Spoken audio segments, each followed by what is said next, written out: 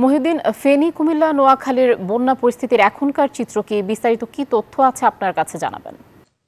ধন্যবাদ আপনাকে। আপনি যেমনটি বলছিলেন, গত 3 দিন ধরে যেভাবে ভারী বর্ষণের কুমিল্লা সহ নোয়াখালী, ফেনী সহ লক্ষ্মীপুর এলাকায় যেভাবে বৃষ্টি বাড়ছে এবং সেখানে বন্যা পরিস্থিতি তৈরি হচ্ছে।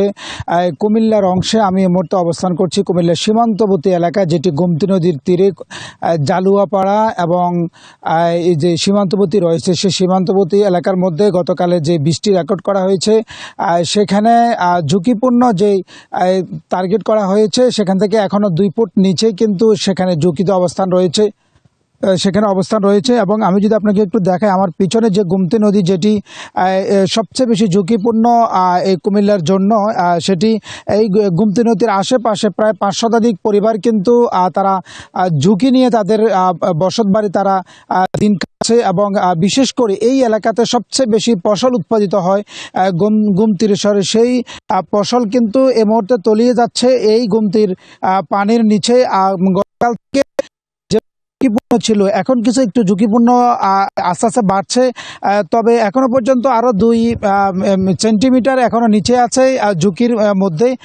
যদি এভাবে প্রভাবিত হয় পানি, তাহলে যে কোনো সময় কিন্তু এই কুমিল্লার গোমতী নদীর পানির কিন্তু আশেপাশে কিন্তু তলিয়ে যাবে, যার মধ্য দিয়ে কিন্তু আস্তে আস্তে কিন্তু এই কুমিল্লার গোমতী নদীর নিয়ে এলাকার মানুষ কিন্তু খুব শঙ্কিত রয়েছে।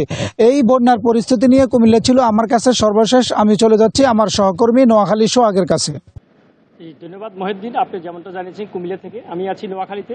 আসলে আপনি কুমিল্লার পাশাপাশি নোয়াখালীতে আসলে গত 3 দিনের বন্যায় আসলে নোয়াখালীতে ব্যাপক ক্ষয়ক্ষতি হয়েছে এবং নোয়াখালী বিশেষ করে যে নিচু এলাকাগুলোতে ব্যাপক পানি উঠেছে এবং নোয়াখালী যে আমি আছি এখন নোয়াখালী জেলা সদরের জসকোট সড়কে, এই সড়কে আপনার এখনও পানি অবস্থা আছে, আমি আপনাকে দেখা যাবে। তবে গতকালকের তুলনায় পানি কিছুটা কমেছে।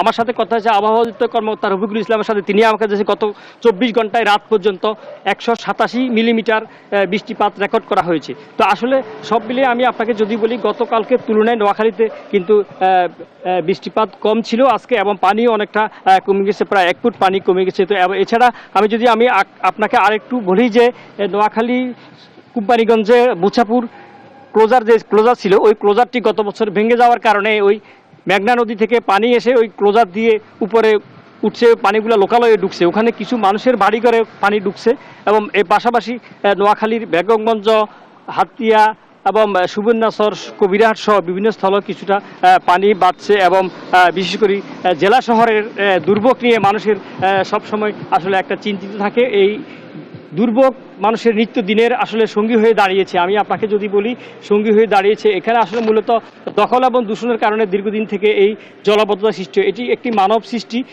জলাবদ্ধতা বলা চলে, এটা আসলে প্রাকৃতিক বন্যা না হলেও কিন্তু এটা মানব সৃষ্ট এই জলাবদ্ধতা। তো সব ছিল আমার কাছে, এই ছিল আমার কাছে নোয়াখালী থেকে সর্বশেষ। আমি ফিরে যাচ্ছি স্টুডিওতে, কাজী আয়েশা।